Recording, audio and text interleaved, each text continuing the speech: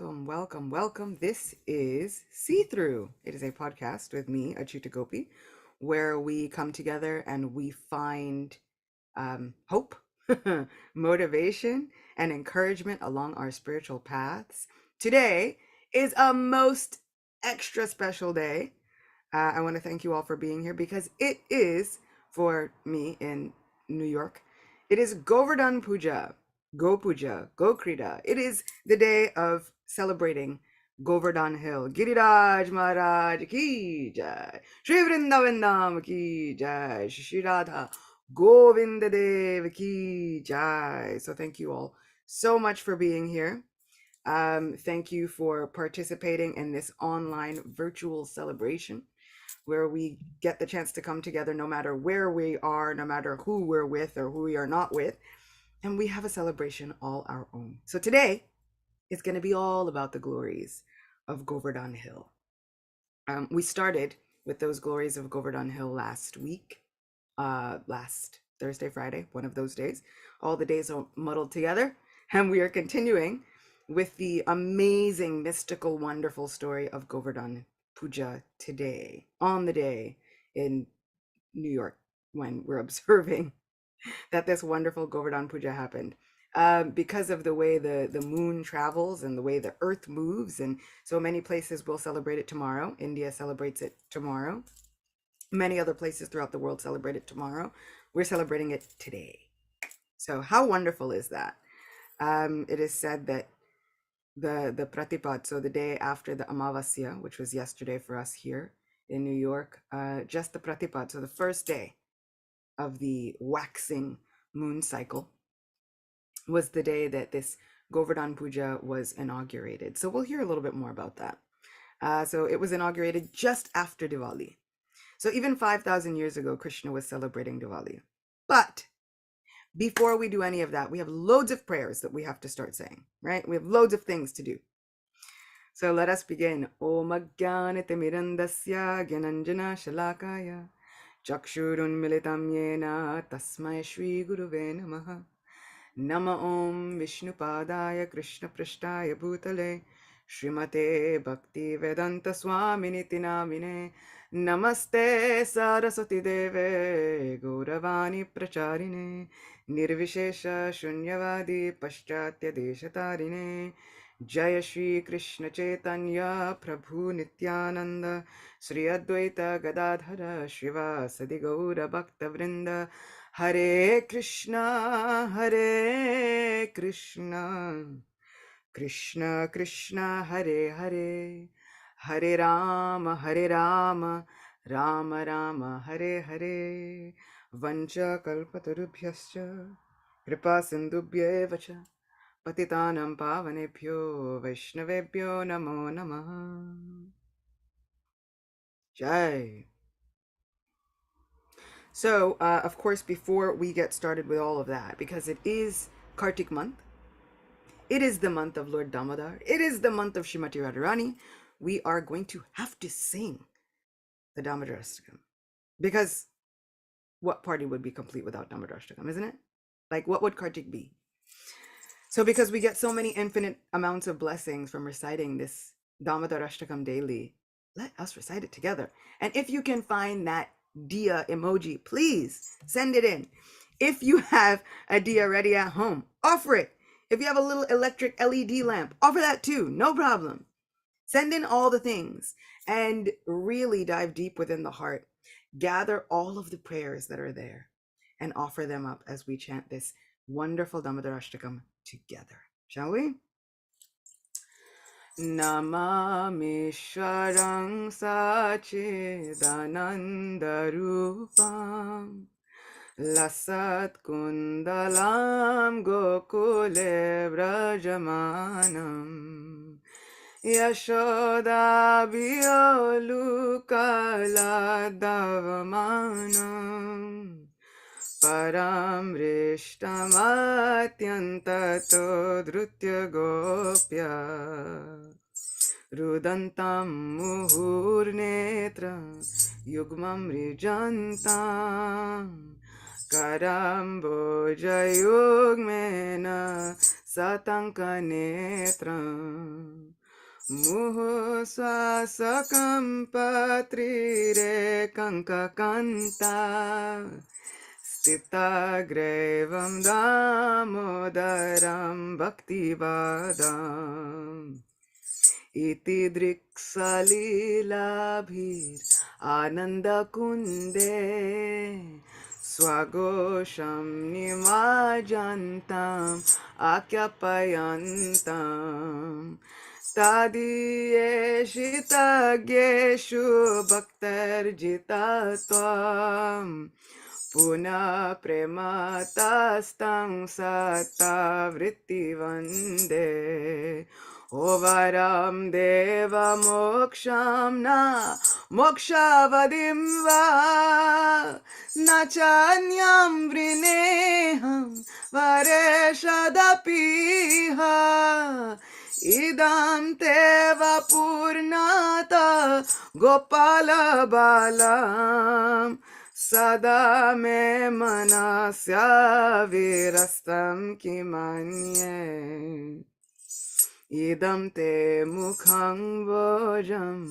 atyantanilair Vritam kuntale snigdha raktaischa gopya Muhoschumbitam bimba raktadaram me Manasya virastamalam lakshalabhe O Namo Deva Damodar Ananta Vishnu Prasida Prabhu Dukha Jalabdi Magnam Kripa Drishti Vrishchati Dinambatanu Grihane Shamamagyam Edyakshidrisha Kuverat Majobadha Mrutyavayadvat Tvaya mochito bhakti bhajakrito cha Tata prema bhaktim sakame prayacha Namokshe graho mesti damodareha O namaste stu damne spuradipti damne Tvadiyo darayata vishasya damne O namo radhikaya Tvadiyo priyaya Namo Nantalilaya Devaya Tubhyam O Namo Radhikaya Tvadiya Priyaya Namo Radhikaya Tvadiya Priyaya Namo Radhikaya Tvadiya Priyaya Namo Nantalilaya Devaya Tubhyam Shri Radha Damodar ki jai Shri Radha Govinda Dev ki jai Shri Vrindavan Dham ki jai Bolo Giriraj Giriraj Giriraj Maharaj ki jai All glories to all of you assembled devotees. This would not be complete unless, we actually knew what we were singing. And so let us also read the translation to this beautiful Damodarastakam.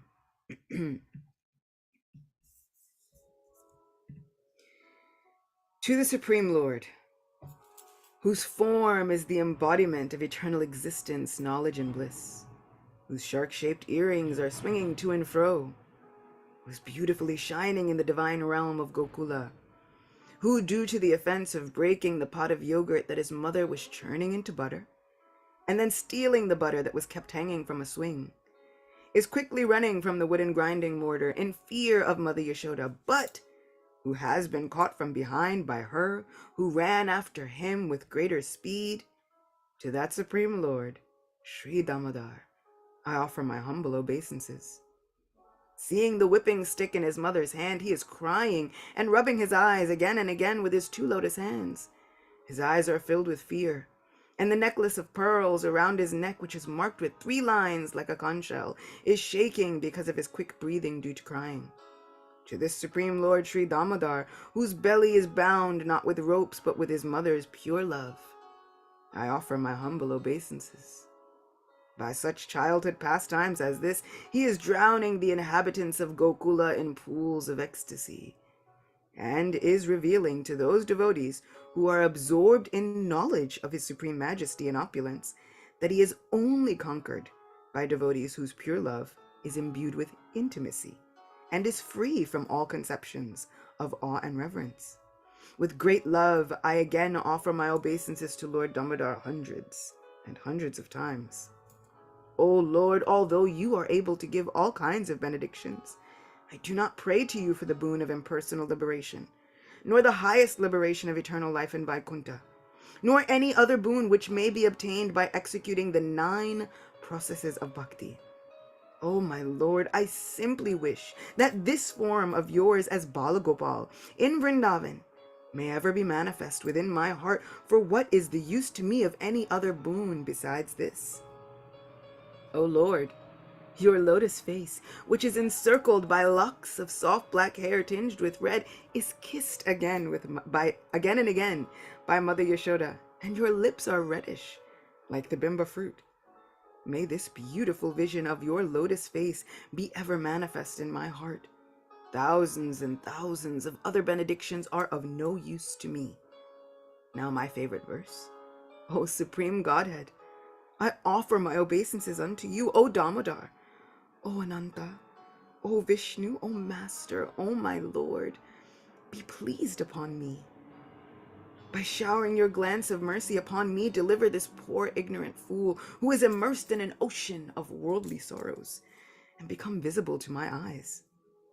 O Lord Damodar, just as the 2 sons of Kuvera, Manigriva and Nalakuvara, were delivered from the curse of Narada and made into great devotees by you in your form as a baby tied with rope to a wooden grinding mortar, in this same way, please give to me your own Prema Bhakti. I only long for this and have no desire for any kind of liberation. O Lord Damodar, I first of all offer my obeisances to the brilliantly effulgent rope which binds your belly. I then offer my obeisances to your belly, which is the abode of the entire universe. I humbly bow down to your most beloved Srimati Radharani, and I offer all obeisances to you, the Supreme Lord who displays unlimited pastimes. Shri Radha Damodar ki jai, Srimati Radharani ki jai, Shri Vrindavanam ki jai. So because this is a day celebrating Giriraj Govardhan, you all can't see it, but I often have friends that sit beside me listening to these lectures. The friends that you can see, I have Mahadev sleeping. I have Shri Radha Govinda, which always have my back, always protecting me. And sometimes, because this is on a table, I will have a friend that sits beside me. Many times it's Lord Nrsingadev. And he sits, sometimes it's Hanuman. He loves to listen to the glories of our dearest Lord recited again and again and again. And today, our special guest is none other than Giridhari himself.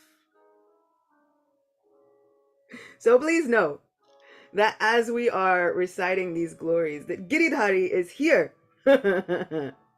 lovingly listening to all of this wonderful katha that we are having. A celebration just for him. He's so adorable and so cute. And travel size, he's just perfect. So let us begin with 2 prayers that mention Govardhan.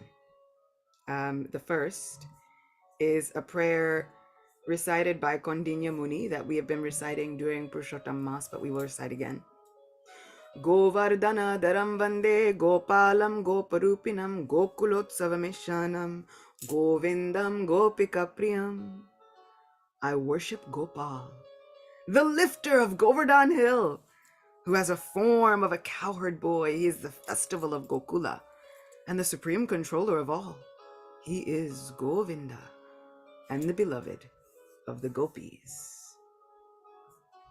And now we have another prayer.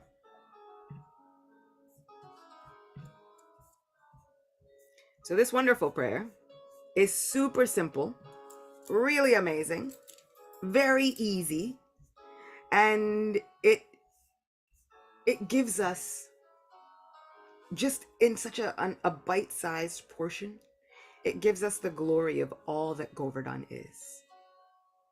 Namaste Girirajaya Shri Govardhana Namine Ashesha Klesha Nashaya Paramananda Daine. I offer my respectful obeisances unto the King of Mountains, whose name is Govardhan. He destroys unlimited miseries and bestows the highest bliss. Ashesha Klesha Nashaya. All of us have miseries, isn't it? We're all going through some misery or other, or a mountain of miseries. But even if there is a mountain of miseries, Govardhan is bigger than all of that. So much more powerful than all of that. And what does Krishna do with our mountain of miseries?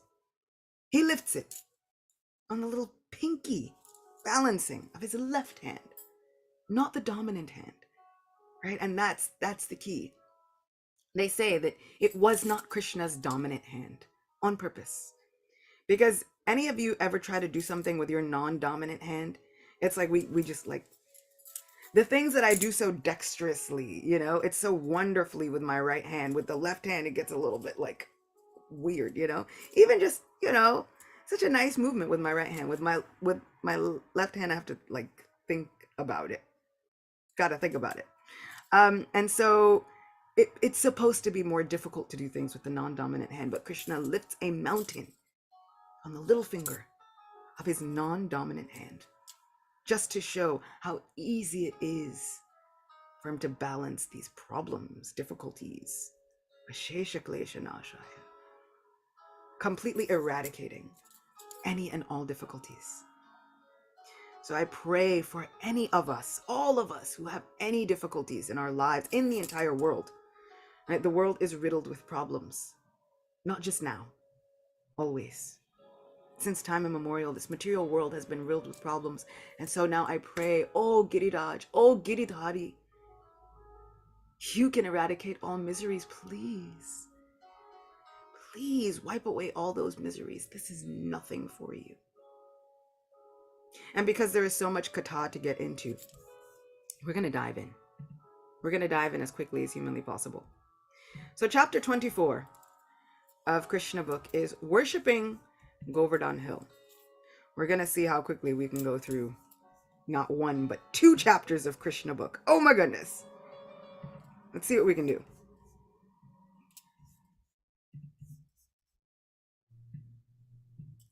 You all just let me know if the music becomes too loud, but I couldn't hear it and it was making me sad at heart, While engaged with the Brahmanas who were too much involved in the performance of Vedic sacrifices, Krishna and Balaram also saw that the cowherd men were preparing a similar sacrifice in order to pacify Indra, the king of heaven, who was responsible for supplying water. As stated in the Chaitanya Charitamrita, a devotee of Krishna has strong and firm faith in the understanding that if he is simply engaged in Krishna consciousness and Krishna's transcendental loving service, then he is freed from all other obligations. A pure devotee of Lord Krishna doesn't have to perform any of the ritualistic functions enjoined in the Vedas, nor is he required to worship any demigods. Being a devotee of Lord Krishna, one is understood to have performed all kinds of Vedic rituals and all kinds of worship to the demigods.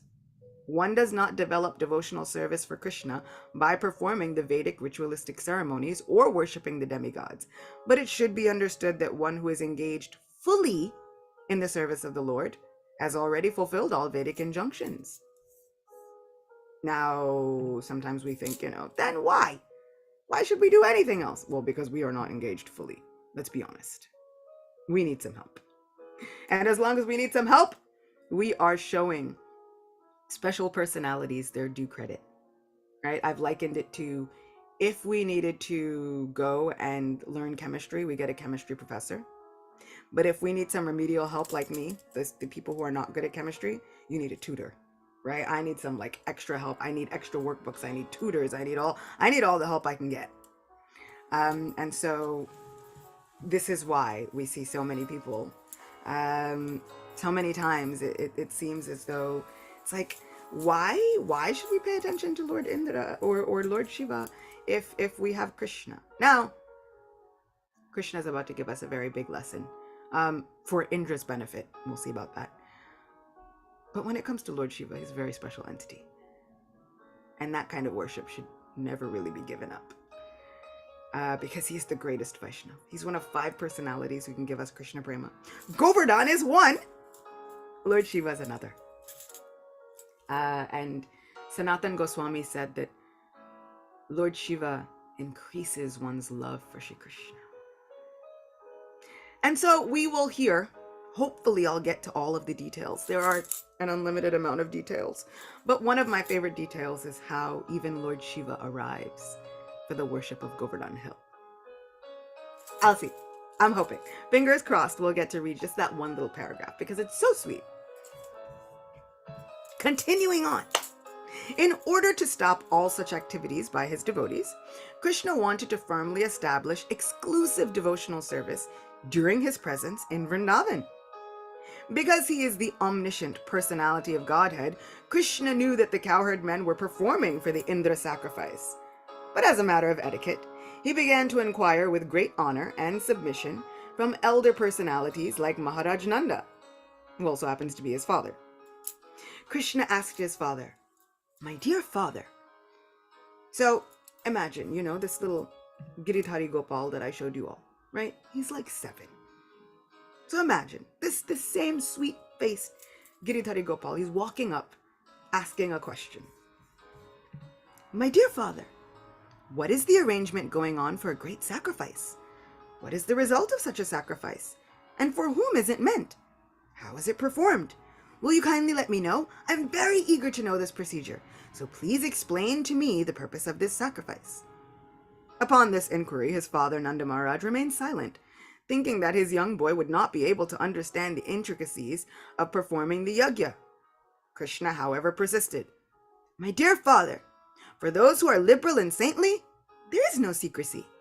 They do not think anyone to be a friend, an enemy, or a neutral party, because they are always open to everyone.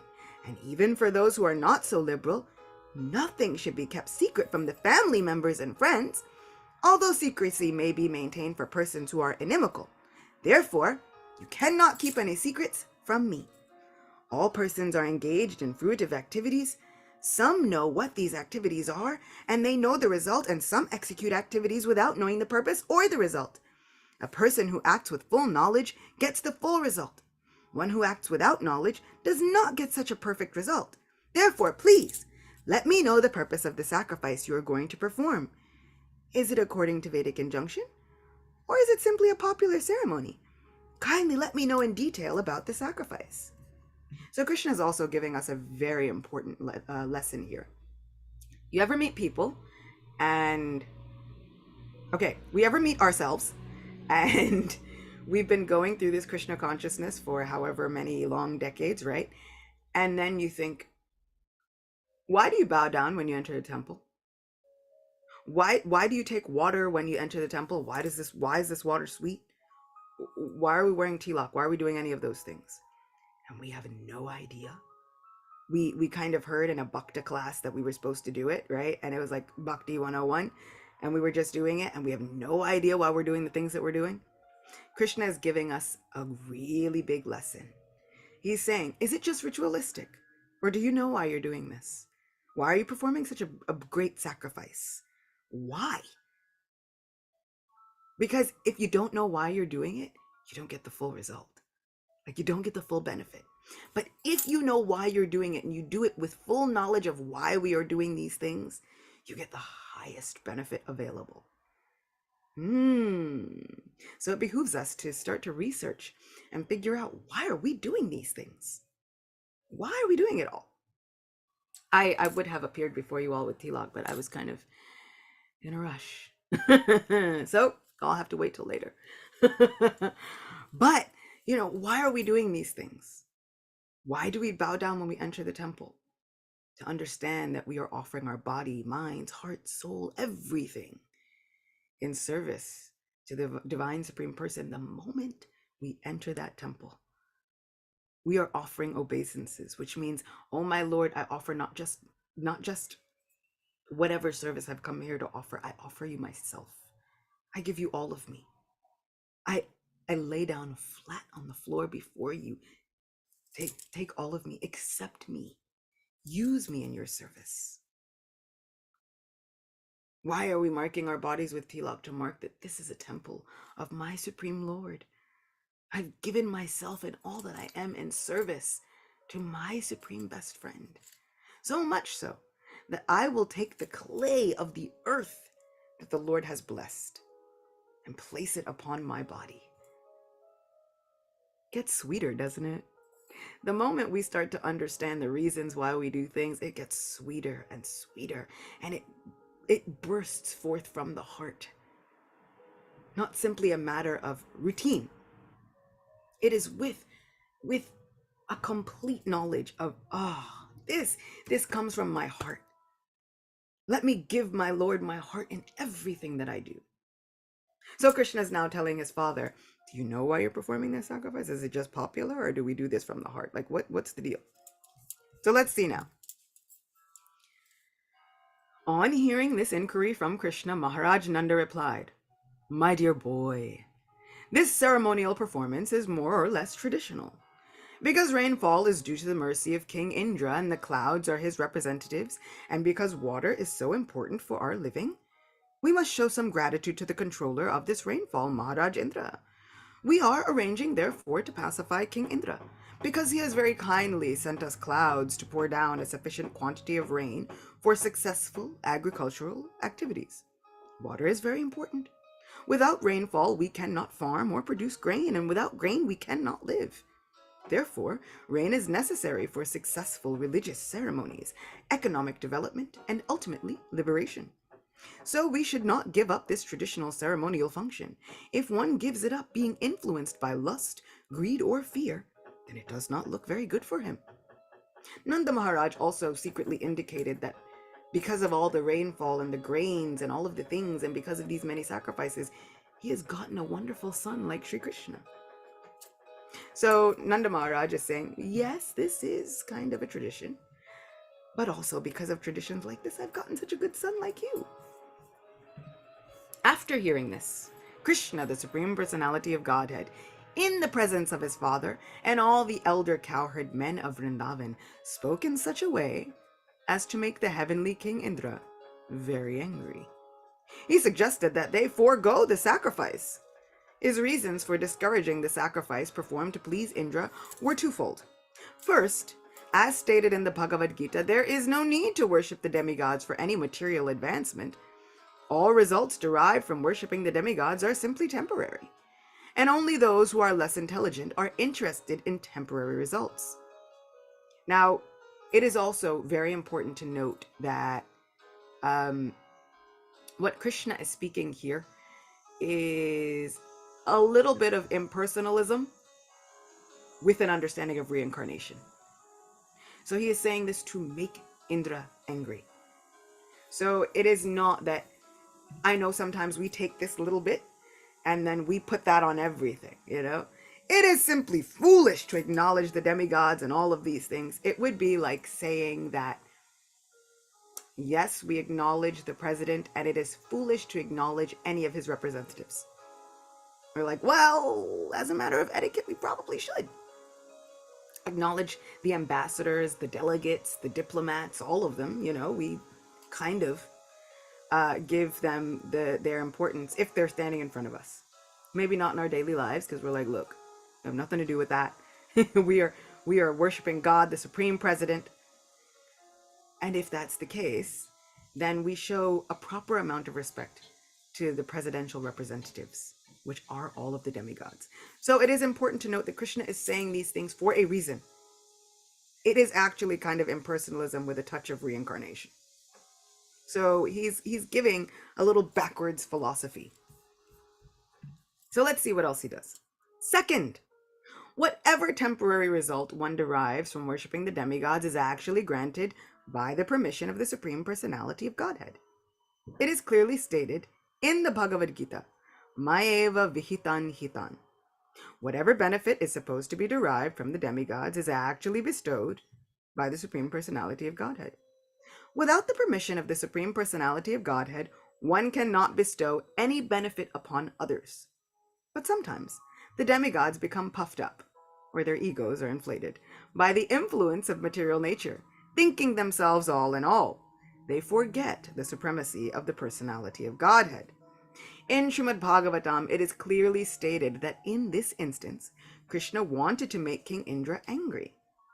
Krishna's advent was especially meant for the annihilation of the demons and protection of the devotees. King Indra was certainly a devotee, not a demon, but because he was puffed up, Krishna wanted to teach him a lesson. So now Krishna is destroying the demon of ahankar or false ego. Eesh! Don't we all have that demon hiding within our hearts?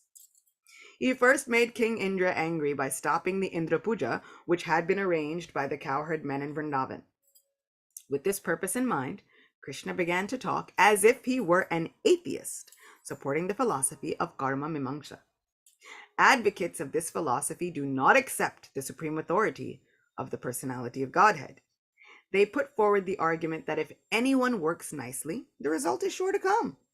Their opinion is that even if there is a God who gives man the result of his fruitive activities, there is no need to worship him, because unless man works, he cannot bestow any good result.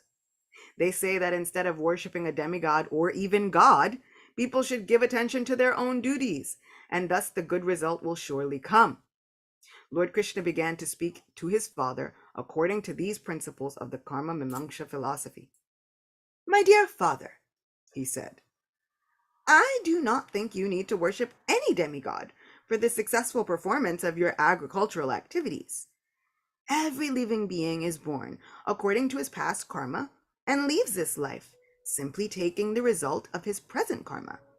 Everyone is born in different types or species of life according to his past activities, and he gets his next birth according to the activities of this life.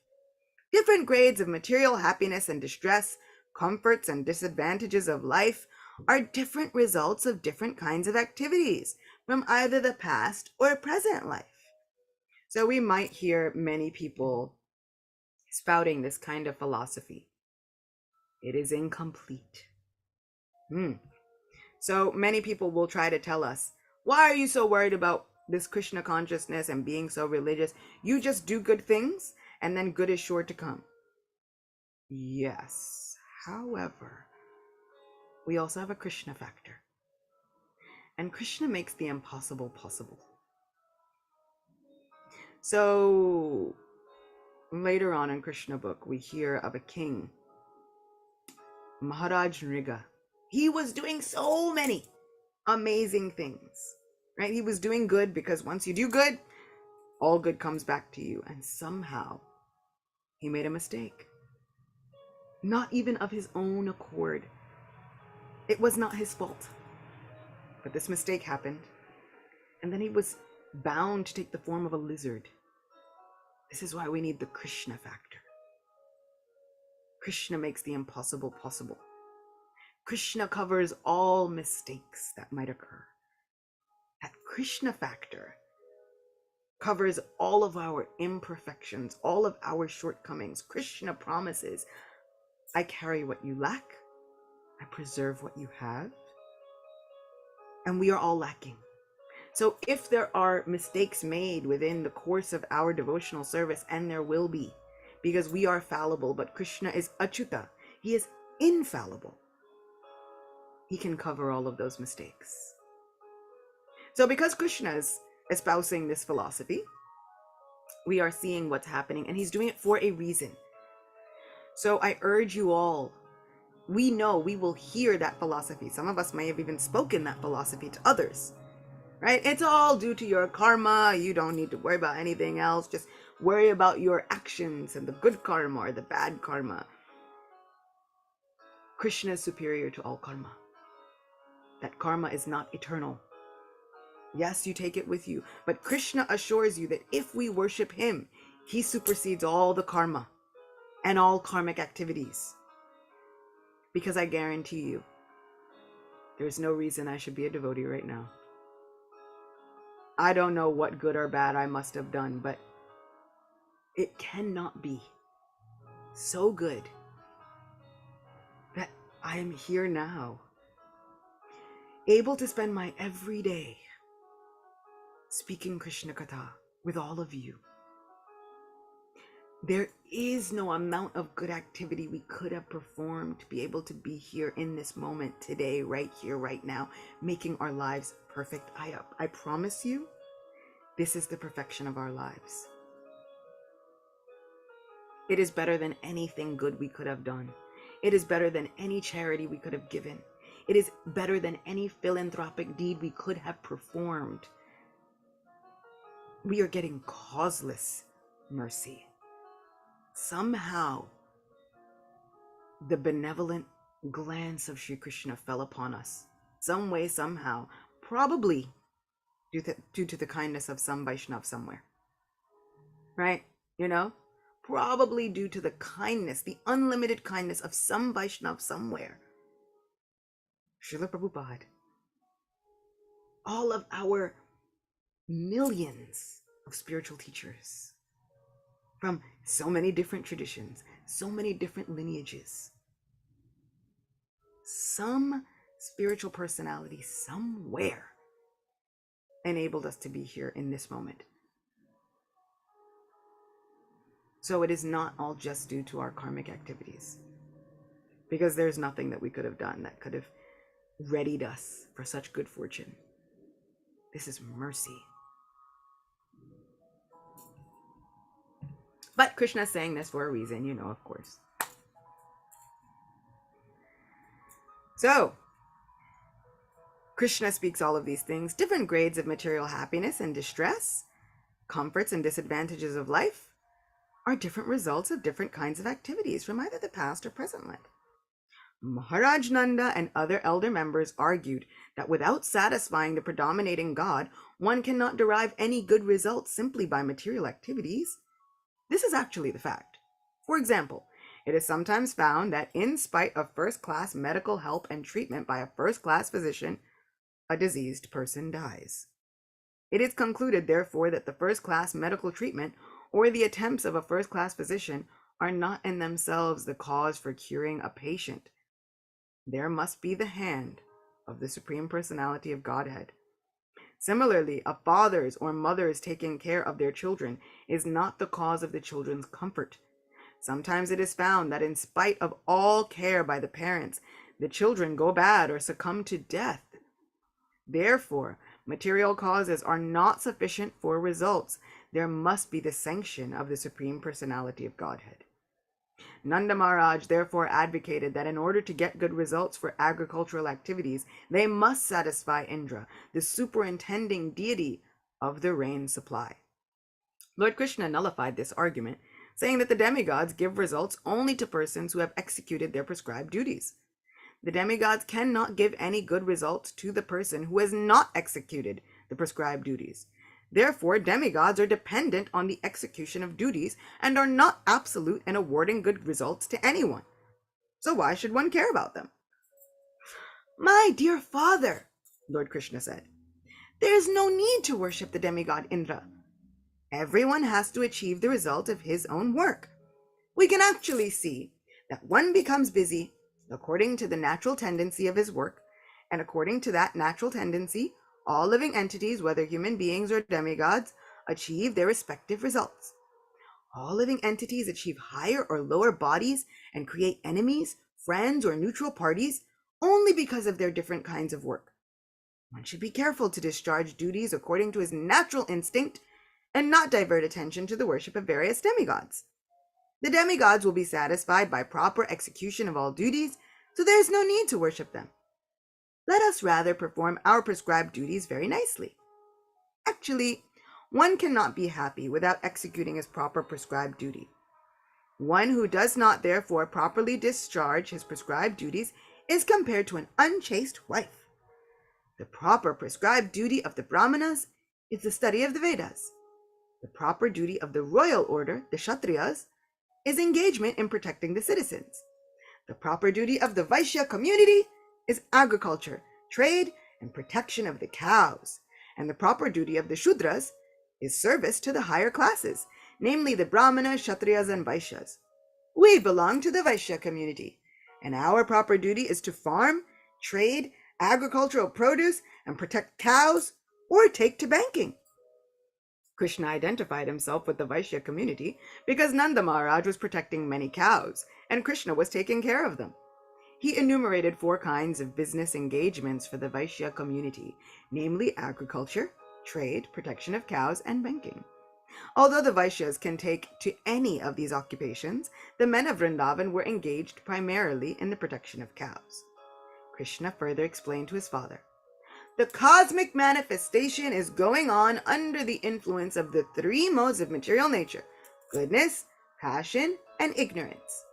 These 3 modes are the cause of creation, maintenance, and destruction. The cloud is caused by the action of the mode of passion. Therefore, it is the mode of passion which causes rainfall, and after the rainfall, the living entities derive the result, success in agricultural work. What then has Indra to do with this affair? If you do not please Indra, what can he do? We do not derive any special benefit from Indra. Even if he is there, he pours water on the ocean also, where there is no need of water. So he's pouring water on the ocean or on the land. It does not depend on our worshiping him. As far as we are concerned, we do not need to go to another city or village or foreign country. There are palatial buildings in the cities, but we are satisfied living in this forest of Vrindavan. Our specific relationship is with Govardhan Hill and Vrindavan forests, and nothing more. I therefore request you, my dear father, to begin a sacrifice which will satisfy the local Brahmanas and Govardhan Hill, and let us have nothing to do with Indra. After hearing this statement by Krishna, Nanda Maharaj replied, my dear boy, since you are asking, I shall arrange for a separate sacrifice for the local Brahmanas and Govardhan Hill. But for present, let me execute this sacrifice, known as Indra Yagya. But Krishna replied, no, my dear father, don't delay. The sacrifice you propose for Govardhan and the local Brahmanas will take much time. Better take the arrangement and paraphernalia you have already made for the Indra Yagya and immediately engage them to satisfy Govardhan Hill and the local Brahmanas. Maharaj Nanda finally relented. The cowherd men then inquired from Krishna how he wanted the yagya performed, and Krishna gave them the following directions. Are we ready? So, usually when we hear of many festivals, there is fasting, isn't it?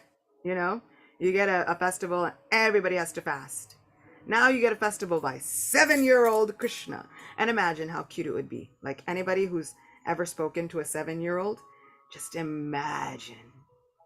Leela, how old is Kirtaniya? 7! So we have a 7-year-old that's in the Zoom room. You can't see Kirtaniya, but you know, they're there. So 7. Imagine Kirtaniya coming to you with all of this like advanced knowledge, you know, this karma mimamsa philosophy. It is endearing just to hear children speak amazing things.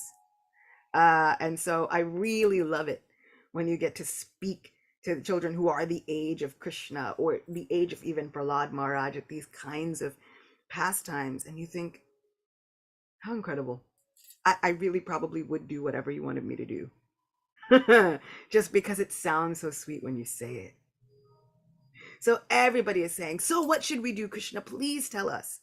Usually when there's a festival, there is fasting. When Krishna makes a festival, loads of feasting. Let's see what he has to say. Krishna gave them the following directions.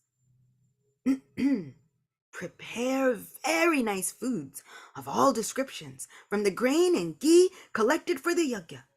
Prepare rice, dal, then halava, pakora, puri, and all kinds of milk preparations such as sweet rice, rabri, sweet balls, sandesh, rasagula, and laddus. And invite the learned Brahmins who can chant the Vedic hymns and offer oblations to the fire. The Brahmanas should be given all kinds of grain and charity. Then decorate all the cows and feed them well. After performing this, give money and charity to the Brahmanas. Oh my God, he's so cute.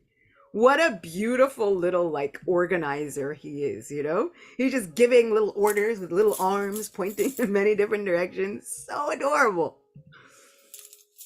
As far as the lower animals are concerned, such as the dogs and the lower grades of people such as chandalas, or the fifth class of men who are considered untouchable, they also should be given sumptuous prasadam. After nice grasses have been given to the cows, the sacrifice known as Govardhan Puja may immediately begin. This sacrifice will very much satisfy me. Oh. In this statement, Lord Krishna practically described the whole economy of the Vaishya community. In all communities in human society, including the Brahmanas, Kshatriyas, Vaishyas, and Shudras, Chandalas, etc., and in the animal kingdom, including the cows, dogs, goats, etc., everyone has their part to play. Each is to work in cooperation for the total benefit of all society, which includes not only animate objects, but also inanimate objects, like hills and land. The Vaishya community is specifically responsible for the economic improvement of the society by producing grain, by giving protection to the cows, by transporting food when needed, and by banking and finance. From this statement, we also learn that although the cats and dogs, which have now become so important, are not to be neglected, cow protection is actually more important than the protection of cats and dogs. Another hint we get from this statement is that the chandalas, or the untouchables, are also not to be neglected by the higher classes and should be given necessary protection. Everyone is important. But some are directly responsible for the advancement of human society, and some are only indirectly responsible. However, when Krishna consciousness is there, then everyone's total benefit is taken care of. I love this point. Everyone is important. The sacrifice known as Govardhan Puja is observed in the Krishna consciousness movement. Lord Chaitanya has recommended that since Krishna is worshipable, so his land, Vrindavan, and Govardhan Hill is also worshipable. To confirm this statement, Lord Krishna said that Govardhan Puja is as good as worship of him. From that day, Govardhan Puja has been going on and is known as Annakut. In all the temples of Vrindavan or outside Vrindavan, huge quantities of food are prepared in this ceremony and are very sumptuously distributed to the general population. Sometimes the food is thrown to the crowds and they enjoy collecting it off the ground even. From this we can understand that prasadam offered to Krishna never becomes polluted or contaminated, even if it is dropped on the ground. The people therefore collect and eat it with great satisfaction, although we shouldn't normally do that every day. The Supreme Personality of Godhead Krishna thus advised the cowherd men to stop the Indra yagya and begin the Govardhan Puja in order to chastise Indra, who was very much puffed up at being the supreme controller of the heavenly planets. The honest and simple cowherd men, headed by Nanda Maharaj, accepted Krishna's proposal and executed in detail everything he advised. They performed Govardhan worship and circumambulation of the hill. If you do not have Govardhan in your home or a Govardhan hill, print out a picture of Govardhan. It's as simple as that. Print out a picture of Giriraj, put it on a table, and circumambulate it as many times as you can today. Tomorrow, also. Why not? Circumambulate that hill. Enjoy the festival of Govardhan Puja in your home, in your temple, online, however you can, wherever, whenever. There is no impediment. Srila Prabhupada says there is no impediment to this Krishna consciousness. And now that we are hearing the tattva, the meaning, the truth behind it, we can perform it with such beautiful love in our hearts.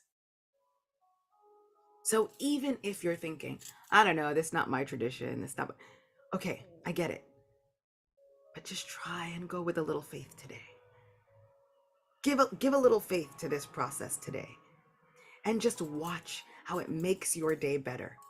There are so many times when we are honoring different mountains, right? So many people are engaged in just looking at nature. Mount Everest and so many things are like, wow, that is the greatness and the majesty of God. Cool. Even if you can just give it that much faith, that much love, that much acknowledgement, it's enough. Giriraj can fulfill all desires. He is known as Kamagiri, a mountain which can fulfill every and all desires. So just give into it this day and tomorrow. What I love about having these wonderful festivals that are celebrated in both days in so many different parts of the world is that I will extend my festival even until tomorrow. And I'll finish this up, read a little bit more, and then give one more prayer. And maybe we will come together tomorrow for whoever can join in tomorrow, same time, same place, and hear the glorious lifting of Govardhan Hill, because we didn't hear that part yet. So he's making Indra angry. We're going to leave off. We're going to find out about that. And then we'll find out what happens when Krishna makes Indra angry. So whether you celebrate Govardhan Puja today or tomorrow, we will celebrate it both days. Because Harikatha is the best way.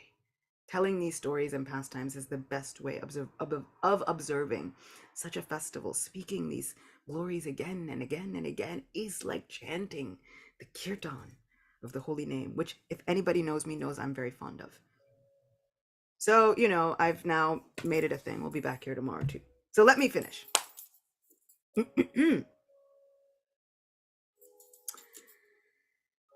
So the Supreme Personality of Godhead Krishna thus advised the cowherd men to stop the Indra yagya and begin the Govardhan Puja in order to chastise Indra, who was very much puffed up at being the supreme controller of the heavenly planets.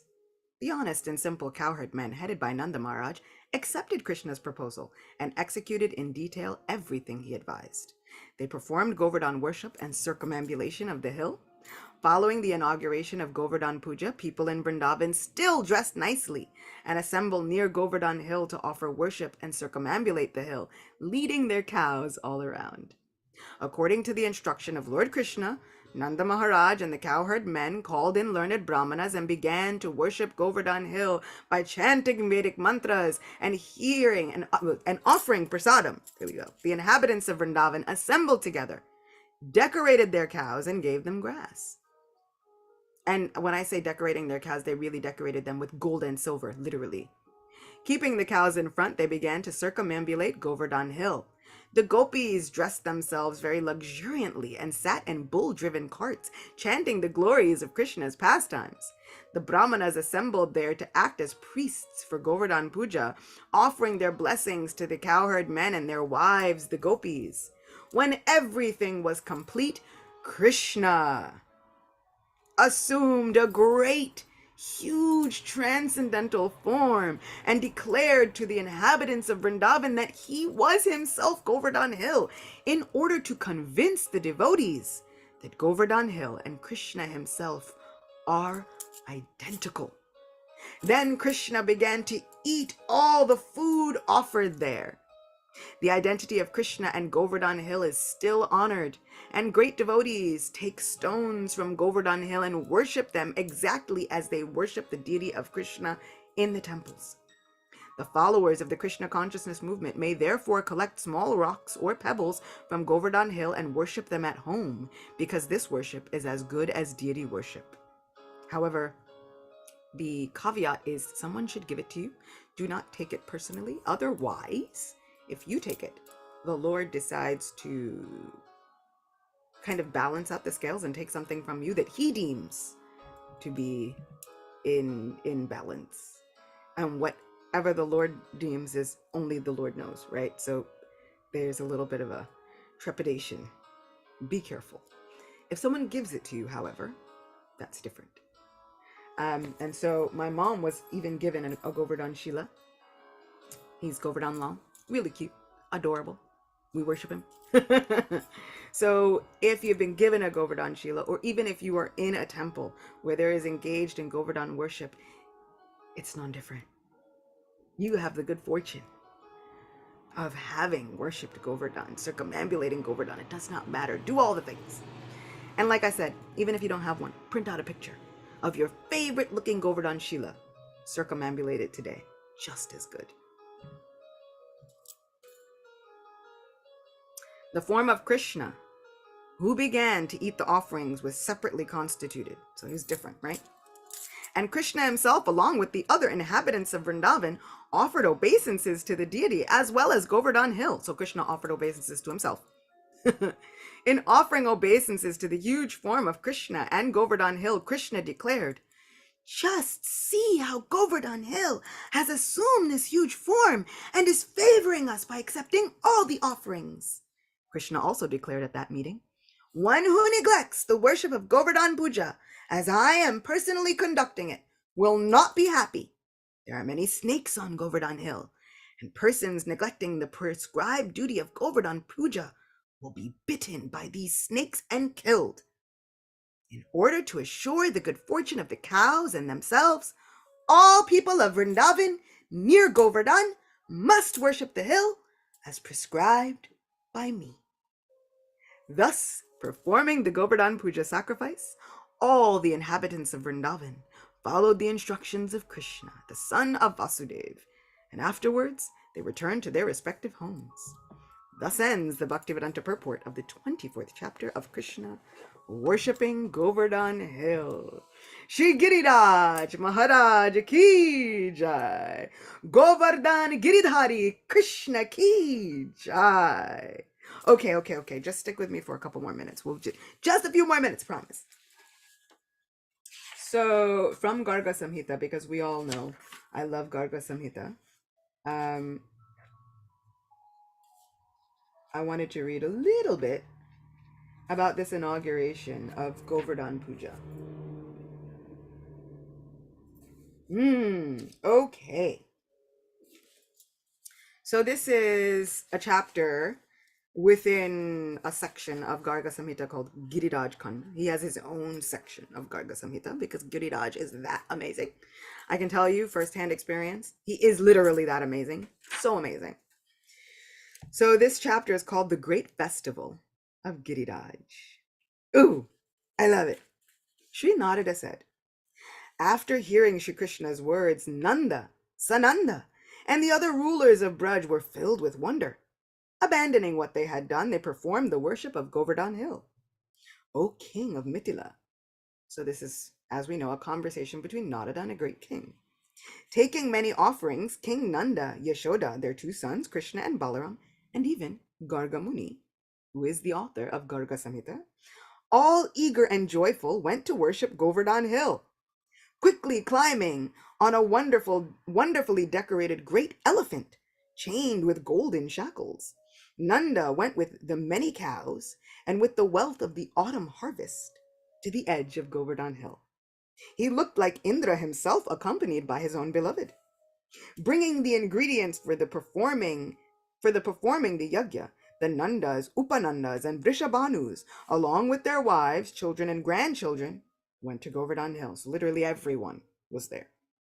Dressed in splendid garments and jeweled ornaments, and eager as a chakora bird or a bumblebee, as she rode in a palanquin with her friends, Radha looked like Sachi, the wife of Indra herself. O king, nicely decorated, gracefully moving, two beautiful chamaras, accompanied by millions of gopi friends, and their faces as splendid as two moons, Radha's best friends, Lalita and Vishaka, gloriously stood by her side. Then Rama, Viraja, Madhavi, Maya, Yamuna, and Ganga, accompanied by 32, 8, and 16 groups of gopis, arrived. In their previous births, these gopis had been the women of Mithila, the women of Koshala, the personified Vedas, the great sages, the women of Ayodhya, the Yagyasitas, the women of the forest, the women of Vaikunta, who have Ram as their lead, Rama, the goddess of fortune, as their leader, the women of the highest Vaikunta realm, the women of various effulgent realms, the women of Dhruvaloka and Lokachala, Lakshmi's friends, splendid with three transcendental virtues, the women riding in airplanes, vines, and plants, Jalandharis, the women of the ocean, the daughters of the ocean, the daughters of King Barishmati, the women of Sutalaloka, wow, where Bali Maharaj lives. Okay, so let's just talk about this right now.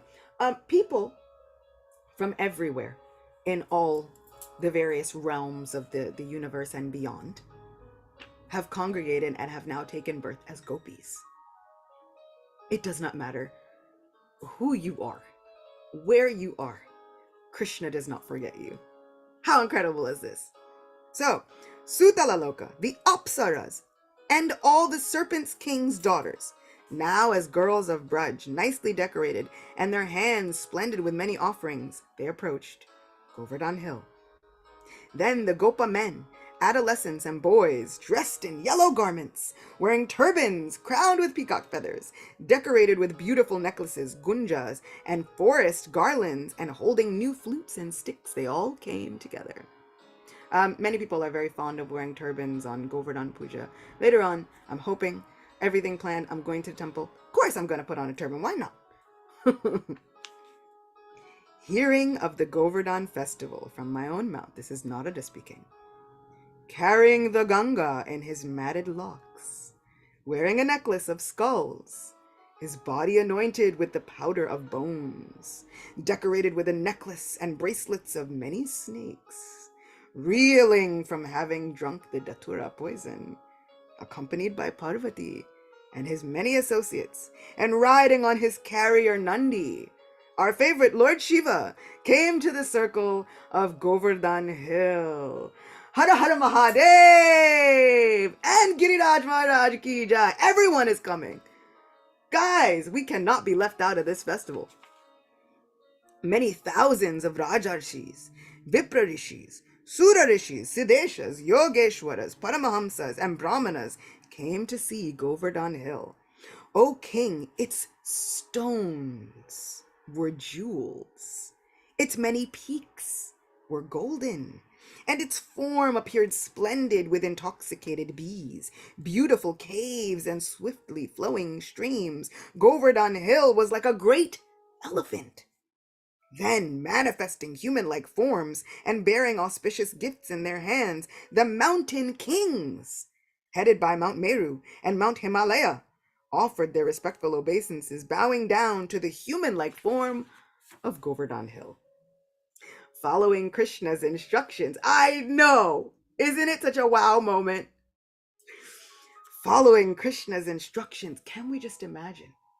Because the human-like forms of the mountains must be very tall. So many personalities are gathered there. You've got Lord Shiva on Nandi. You've got sages as far as the eye can see. Imagine what the chanting of their Vedic mantras must have sounded like. Along with the singing of the gopis. Along with the bells of the cows. Along with the ringing of bells from the sages and the blowing of conch shells. Imagine what this celestial sound must have sounded like of this first Govardhan Puja. Wow! Following Krishna's instructions, Nanda, the king of Braj, had many Brahmanas worship Govardhan Hill. Then Nanda worshipped the Brahmanas, fire gods, and cows, and gave a very opulent offering to Govardhan Hill. Pleased by the earnestly singing Nandas, Upanandas, Vrishabhanus, Gopas, and Gopis, Lord Krishna circumambulated Govardhan Hill, the king of mountains. So when we get a chance to circumambulate Govardhan Hill, we literally are walking in the footsteps of Shri Krishna. How incredible is this? Oh my God. As the demigods showered flowers and the Brajabasis showered grains, Govardhan Hill, the great king of the kings of mountains, glistened with great glory, as if it were a great monarch in the midst of a yagya. Manifesting a great form different from his own, Lord Krishna appeared from the midst of Govardhan Hill, declaring, I am Govardhan Hill. He ate the entire hill of food that was offered. Seeing Govardhan Hill's great power and opulence and their hearts full of joy and wonder, the Gopas and Gopis asked the hill to grant them a benediction. They said, the Gopas know that you are the deity worshipped by the kings of mountains. Nanda's son Krishna has shown your true nature to us. Please grant that day after day our relatives, friends, and cows may prosper.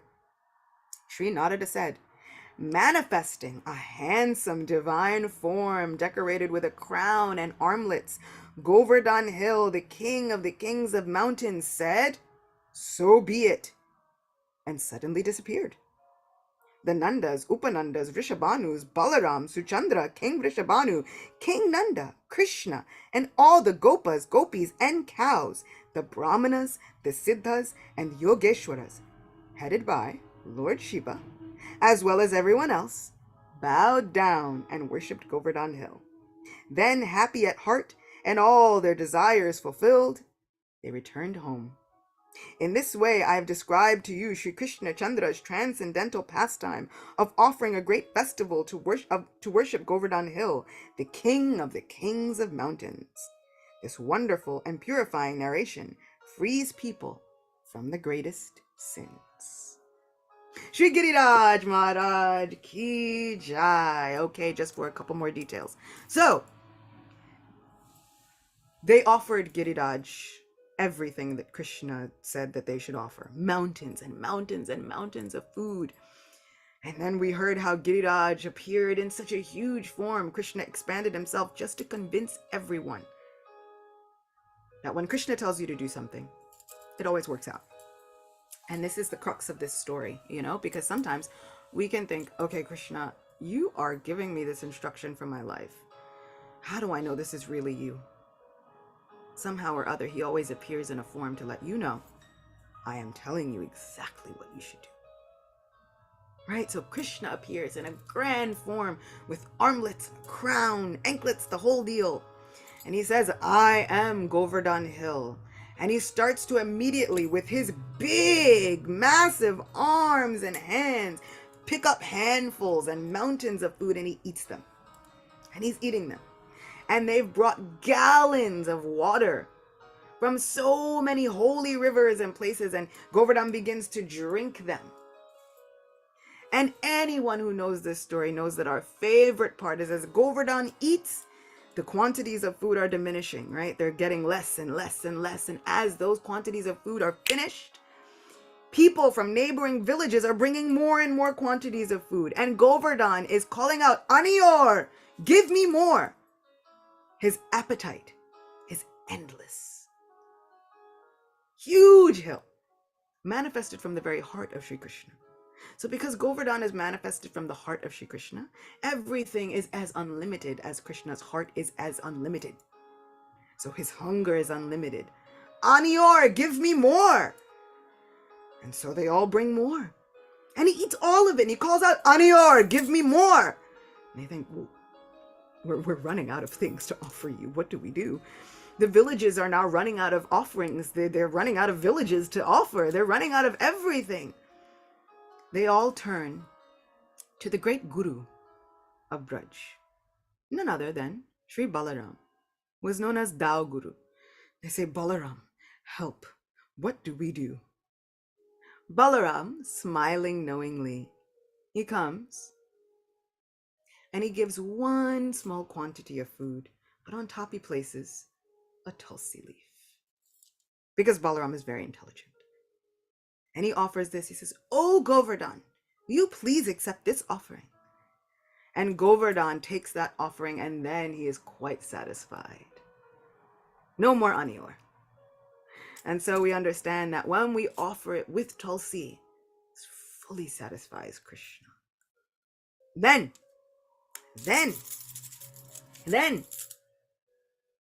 they give gallons again of water for Giriraj to rinse his mouth. How adorable. Like, how adorable. They give him a place to wash his hands, and then there is a lake made from where he is washing his hands and mouth. Lake is still there. He goes and he rinses his mouth, and where he spits that water, lush grass and forest lands appear. Still there. How incredible is Giriraj? Then, because he's so big, he wants a toothpick, you know? He takes great bamboo sticks and he uses them as toothpicks to clean his teeth after.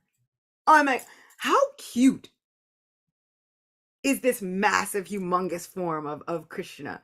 Like, how incredible. So then, after taking these sticks and cleaning his teeth, then they bring cartloads of camphor, tambula, pan, betel for him to chew on. So satisfied. Then he disappears after blessing them all. May Sri Giriraj be the constant object of our remembrance, and may Giriraj give us all protection. I will end with one prayer called Govardhanastakam, written by Srila Vishwanath Chakravarti Thakur.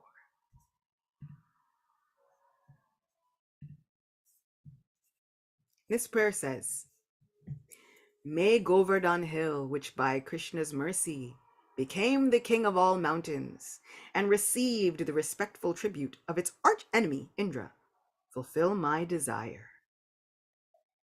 So this is a good time. If you have desires, just think of them now.